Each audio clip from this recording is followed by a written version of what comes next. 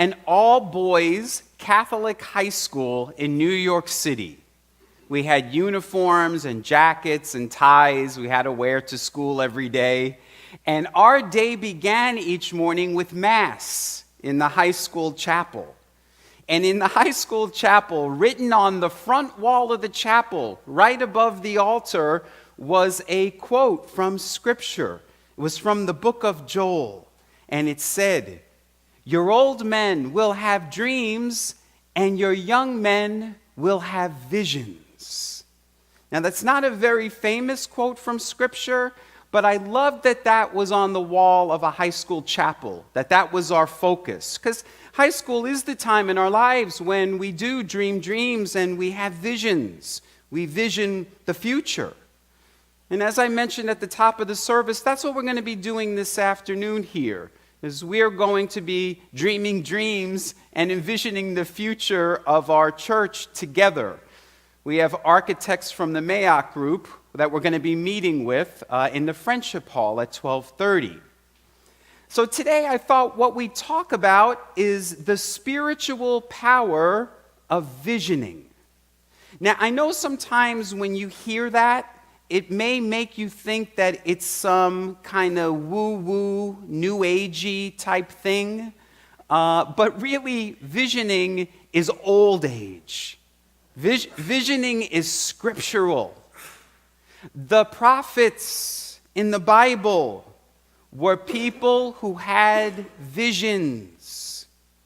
They saw things that most people could not see. That's why we sometimes refer to them as seers or visionaries. Jesus, the prophets, many of the world's greatest visionaries were people who were able to tap in to that spiritual power of visioning. And they were able to use that power to transform their lives and also to make the world a better place. So think about the great visionaries of our day. Think about the great inventors and scientists and artists. They were able to break free of the established way of looking at things. They weren't limited by human sight. They were able to come up with new ideas, new visions. They broke free of those limitations. So the front cover of your bulletin today says Imagine, because it is based on our first reading from Scripture, from the lectionary today, from the book of Revelation. Now, the book of Revelation is the last book of the Bible, and it's probably the most confusing book. But really, the book of Revelation is all about this new vision for this new world, this new Jerusalem, the new kingdom. As we heard, as Dan read for us, it says, "Behold, old things are being passed away, and all things are being made new." So our purpose for being here is to be co-creators with God, to bring about that new kingdom, that new Jerusalem, that new earth. That's why we're here, to vision that. But in order for us to be successful, we have to be able to see things with new eyes. So that is why Jesus came. It was really his main message. He was trying to awaken us to see things with new eyes, not with the limited human physical eyes, but to see things with spiritual sight, with vision. Think about it. That is what Jesus' miracles were all about. For example, most people saw lack and limitation. Jesus saw abundance. You remember that story where they saw 5 loaves of bread and 2 fish, and they said, "We can't feed 5,000 people with this. This isn't enough." Jesus looked at the same loaves and fish. He didn't see lack and limitation. He saw abundance, because he was looking not with physical eyes, but with spiritual eyes. Where most people saw disease, Jesus saw perfect health. He didn't see the disease. He saw the person perfectly healthy. And that's why the blind were able to see. It's why the dead were raised to new life. Because Jesus had that vision, not the limited vision. Where most people saw separation based on people's race or gender or status in life, Jesus didn't see that. He looked at the person and he saw perfect oneness. He saw the light in every single person. So Jesus was trying to teach us to do the same, to break free of those limitations, the established way of looking at things, and to see things more clearly with new eyes and with a new vision. So where most people see the impossible, Jesus sees the possible. That's why he said all things are possible. Now, I say this all the time. It's probably the thing that I've said the most these past 5 years. But it is my favorite quote of Jesus's, and I think it's his most important teaching. He said, "All of the things that I have done, you can do." And then he added, "These things and greater." Jesus is telling us that not only can we do what he did, we could do even greater things than he did. So why aren't we doing that? Because most of us don't believe it. We just don't believe it. We're like the Apostle Thomas.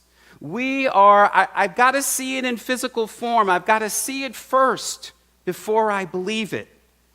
And that's why most people in the world are not visionaries. Because visionaries can see beyond the physical. I think there's a scene in the movie Star Wars where Yoda, the visionary, the seer, is trying to teach Luke Skywalker to move an object by using the power of the Force, the power of his belief. And Luke can't do it. And he gets frustrated and he says, "I don't believe it." And Yoda says, "I know, and that's why you failed." Because it's about the power of the belief. If I believe that I can do this, that's what visioning is. It's that power of belief. But most of us have not yet awakened to the force, to the power of that belief. Now, your words of integration and guidance this morning, which Dan read for us, come from a wonderful book about visioning that I would highly recommend. It's called Life Visioning by the Reverend Michael Beckwith. And in that book, Reverend Beckwith talks about the 4 stages of consciousness. The first stage, he says, is the stage most people on the planet are in. And that's what he calls the to-me stage. They believe that everything in life is happening to them from external, outside forces that they have no control over, that they are victims of circumstance. And they say things like, "Why is this happening to me?" That's the to-me stage of consciousness. But as we begin to awaken spiritually, as we begin to understand things at a higher level, we move from the to-me stage to the by-me stage, B-Y, where we realize I do have the power, that I can change my circumstance and situations. I'm not powerless over life. I can, through the power of my thoughts, I can change the circumstances in my life. That's a wonderful state of consciousness to be in, isn't it? But we're only at 2. And he says there's 4. So we're only halfway there. The third stage of consciousness, he says, is the through me stage. It's the stage where we let go.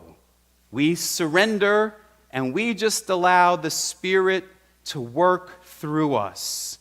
It's not about willpower, it's about willingness. We stop trying to control things and we let go.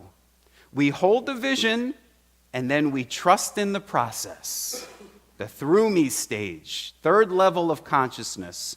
I know several people in this church today who I believe are at that stage of consciousness. And you inspire me all the time. So what's the fourth stage? Well, the fourth stage, the highest stage of consciousness, Reverend Beckwith says, is the as me stage. It's the stage where you and God become one. God as me.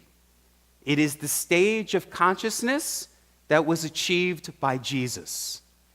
Now, I don't know if anybody in this church has achieved that stage of consciousness yet, but it is the goal of the spiritual path. That's our goal, is to achieve that oneness with God.